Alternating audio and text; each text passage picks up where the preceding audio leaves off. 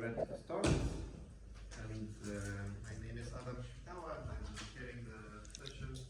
And our first presenter is Prudence Borka. Thank you very much. Welcome, and thank you for having me.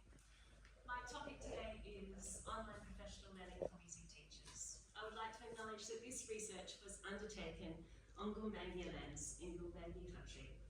I live in a tiny, tiny country town called Wellington in Australia. It's about 6 hours drive from Sydney. Gumbaynggirr culture and local knowledge holders nourish my life in so many ways. Their land was never seen. Most of you have post-it notes. I've just noticed Tom doesn't yet. If you'd indulge me, I would love some feedback at the end of the session. Don't really have to, it's part of my feedback loop. I'll give you some instructions on what I'd love to hear towards the end, so thank you. It's commonly accepted that professional learning should inspire change in teacher practices or beliefs. And I identify 4 pillars. This is the Sydney Harbour region and has 4 main pillars. 4 pillars that contribute to effective professional learning. It should be memorable, useful, relevant and sustainable. Is there sometimes a gap between what should happen in a good PL session and what actually happens, particularly when it's online? My thesis published earlier this year is titled The Gap. At the risk of spoiling the ending, analysis of the data revealed a struggle between making professional learning environmentally sustainable by putting it online and meeting all of the practical, musicking, emotional and social needs of those people attending. My aim today is to share the research findings, relate them to the theme of sustainability and tell a story or two. Because some things seem to work better than others in the online professional learning space, I researched. I started about 4 years ago, and I collected local data from Australian teachers, Australian colleagues, Australian professional learning providers in the music online space. And my aim was to highlight the good that is happening. To distribute that, so thank you for coming today, so I can tick another of my aims off. To share the good that is happening so it's widely known. And to collect some tips and tricks from my colleagues. So I'm a teacher, I'm a professional learning presenter and provider, and I'm a resource creator. So I wear many hats and I believe in the power of collaboration. So once again, thank you so much for being here today. Soon after I started my research journey, COVID hit and the progress in the online space accelerated. There was much more professional learning online for music teachers, and it did improve quite rapidly. We still have a way to go, but there's some amazing stuff happening already in the space, and we need to learn from that. Analysing the data, 3 main categories emerged. Firstly is the need for us to model pedagogies within professional learning presentations, which, and the second category is, requires extensive planning, particularly of multimodal elements and differentiation. And 3, the third category was cross-sector dialogue. Once again, we're here doing it, which makes our lives easier by collaborating. I'll just explain, because many people today haven't understood why I get frustrated that we can't do musicking as easily online. In Australian education, we combine composing and performing and listening to music and writing about music for everybody. So you're not just a specialist conductor in a school environment, and you're not just composing with children. You're doing everything, and I'm really conscious that music teachers came into the profession being one of those things as their strength, and they need to engage with professional learning to help build. So just give me a wave if you would say your main strength is as a composer. Who are our composers in the room? Who are our performers in the room? Yeah. Who are our theorists, analysts, or our historians? Academics and researchers? So we're a massive mix. So we have gaps in different areas. So this, I think, needs to be accommodated in our online professional learning. And this is where the cracks began to appear. The cracks appeared between what teachers said they need and they want, and between what online music professional learning providers were able to present. So this I guess, was the the jumping point for some of the research. And the side effect was that I managed to gather lots of tips and tricks along the way for my own study. So I then viewed the data that I collected from the teachers and from the professional learning providers, and I viewed it through the lens of current research. And there wasn't a great deal, of course, Brad Merrick's in the room today, so thank you for your research in the field. There wasn't a great deal from Australia on the online professional learning space for music teachers 4 years ago. So I reached out and I looked at online professional learning for any subject. I looked at tertiary music online, and I looked at adult education, as well as, of course, online music professional learning. So more cracks started appearing between theory and practice. So I looked into why that might be, and it's not a place of judgment, it's just this is the way we are, this is the way it is. Why would that be, and how can we all progress forward in the world of online music education and professional learning in particular? So Music and Me, which was formerly known as the National Music Teacher Mentoring Program that Richard Gill set up several years ago, is a fabulous program where we get music teachers to work with primary school teachers who aren't music specialists to help them upskill and be able to do more music in a better way, if you like, with their children. But in Australia, we can travel 3.5 hours by car to the nearest supermarket from some places in my state, which means you need to drive 6 hours to find the nearest qualified music teacher to talk to. Online professional learning is so important, particularly for our colleagues who are remote, but for all of us for the sake of sustainability as well. Online professional learning is also brilliant for anything to do with technology, and of course, if I'm harping on about modelling pedagogies in professional learning, we can model all the online teaching pedagogies within online professional learning. So, to use a colloquial expression, it ticks lots of boxes. But for me, I couldn't make this mentoring work online. This year I tried it online for the first time. I had 2 mentees. One of them I managed to build a relationship with over emails and phone calls. And we co-taught, you're going to think I'm crazy, but we actually co-taught a Year 4 music class. I sent a PowerPoint. We had another screen where I zoomed in. It's actually by Teams video. But of course, the Teams video, every time more than 2 children spoke, the sound would cut out. Of course, most of the time there's much noise in my primary classrooms. So I then had my phone as the third device, and we had a FaceTime connection so that I could hear more of what the kids were doing, and they could hear more of what I was saying. So not perfect, but it was better than nothing. And I guess at the end of the day, online professional learning is here to stay, and it's better than nothing. We just need the face-to-face element as well, which we have today, another tick of box. So, my other mentee, I've had almost 0 success with, because we didn't get the chance to build a relationship first. Our emails, it wasn't enough to have a trust relationship built. Now, my husband works with the Maths Growth Team, which is a fantastic initiative this year and last year, for maths teachers in New South Wales, where he has 10 mentees. He travels, he meets them all, he shakes their hand, he spends a day in their schools, gets to know their environment, and then he mentors them online. But he still visits them twice a term. So it's very much a hybrid model. And the reason that's working is it's fighting attrition. Those teachers hopefully will stay in the profession because they're being supported with the human element, the warm body in the room, as well as the fantastic and sustainable online support. The other thing that came out in the research was that the attention span is challenging when we're online. I know I've got a puppy dog on my feet, I've got my knitting next to me, and I know that the washing needs to be folded in the next room. That's my experience as an online learner, and I know that's my issue, I need to deal with that, but it's still a consideration.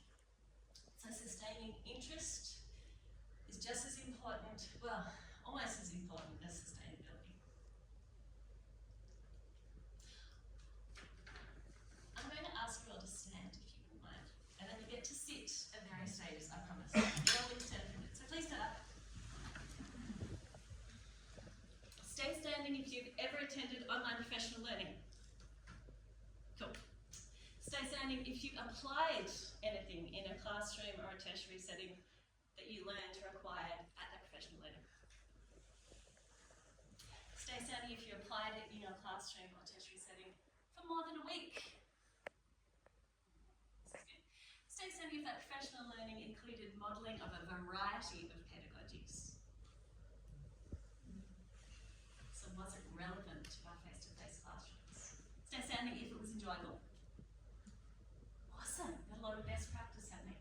And stay standing if you managed to share with colleagues what you learned. Was it sustainable? So pleased to see some people still standing. Let's grab a seat. Let's just backtrack for a second. Reflecting on online music professional learning, I asked how many of those courses actually modelled good teaching and learning pedagogies. Let's unpack what that might look like. Were songs chunked into small portions as you learned them? Were there short creative wants before composing? Did you stand and stretch every 20 minutes or so? Were there relief breaks or toilet breaks? Were there opportunities to learn through doing or grab an instrument or sing? Could you engage with the activities while using any device, any choice of software or no software? Were collaborative activities and opportunities embedded within the course structure? Was there care taken as to how those groupings were put together, or was it random? Was there a choice of repertoire, a choice of tempo for learning, maybe different tempos of accompaniment tracks available to allow for differing levels of instrumental skill? And if you're a course provider, were you actually able to read the feedback from the participants and apply the resulting changes to your course as part of the feedback cycle? Or was the course built in a way that prevented adaptation, and that happens for very many reasons that cannot be avoided? Was there a means of communication between the participants? The research concludes that pedagogy demonstrations should be a focus in professional learning, showing what can be done and how to do it with a class. I believe I'm preaching to the converted here. Ideally, we want to point out why to teach the content and at what point of the course or syllabus it best fits. And because of this, online professional learning is perfect for upskilling teachers in how to teach online courses or content. Analysis of my research data found many stakeholders and conflicting priorities. Given that professional learning should inspire changes in teacher practices or attitudes, if we can only please some of the people, some of the time, who gets priority? Is a lack of cross-sector dialogue the root cause of the gaps between the theory and practice? Remember, students should be the ultimate beneficiaries of professional learning by many of the definitions. Are we getting imitation vanilla-flavoured online professional learning? Have too many cooks spoiled the broth? How can courses be made relevant and enjoyable and sustainable? Perhaps stone soup is the key. Just give me a wave if you know the story of stone soup. Yes? Okay, so everyone brings an ingredient and it ends up being a community soup. Whereas the person who actually started it only brought a stone to the pot of water. What if every sector of the professional learning industry was invited to contribute one ingredient? Would we end up with a more balanced, perhaps a more palatable product? We have to remember that teachers are learners, making it so important to model a variety of pedagogies and embed active learning activities in online professional learning, particularly when the professional learning is compulsory or on unfamiliar content. And that's why I asked earlier, who's more comfortable being a composer or a performer or a historian or a researcher? Because anything that's not our comfort zone, teachers in my research told me it was harder to concentrate in the online space and to maintain that concentration. So this slide highlights the gaps between the priorities of some of the stakeholders, and it's a generalisation, but it really, the gaps, I didn't know how to put it into 3D.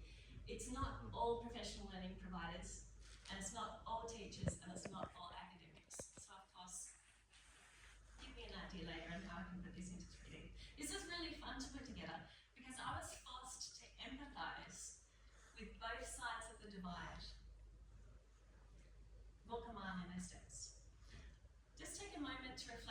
you're located on this map. Maybe you straddle 2 or 3 of those islands as well. We're going to be short of time. If there's any points there that don't make sense on their own, please call them out and I will explain them, or if you're particularly interested in.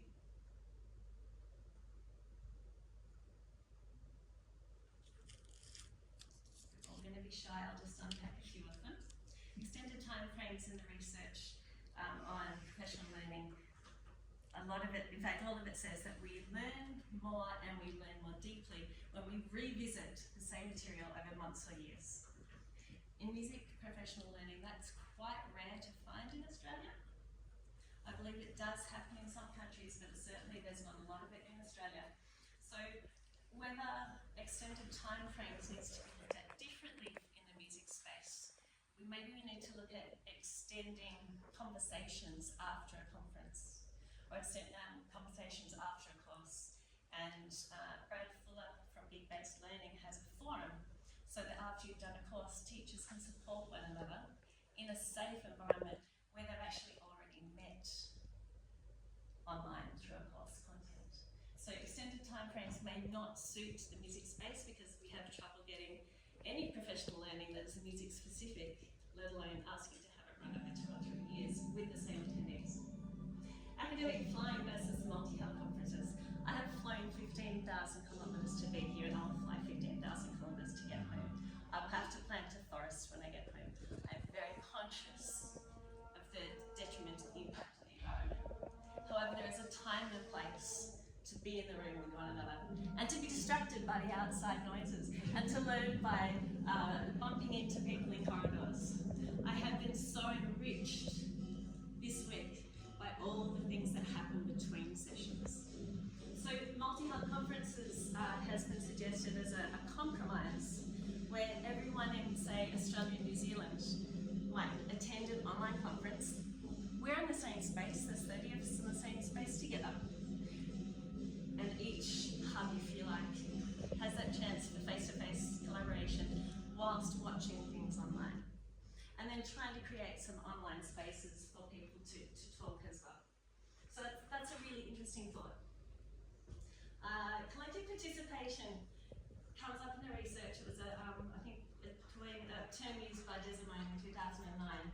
And it's kind of morphed into an interpretation of group work. So, and I've done this myself. I thought, okay, we've got these breakout spaces we can do in Zoom and in Teams. We'll do that, and then I'm ticking best practice of collaboration.